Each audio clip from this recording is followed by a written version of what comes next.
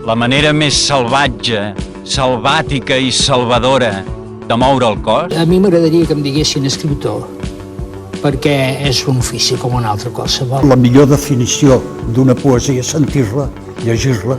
Viva qui ve, que en vindran de més savis a estudiar-te i diran que ets mal rei. Però amb la poesia visual es dona el cas que la lletra s'emancipa de la paraula i se'n va per ella mateixa. Més subtil i muscular, més a prop de la matèria feta font, perquè font és. Y por esto fumo, para buscar adjetivos.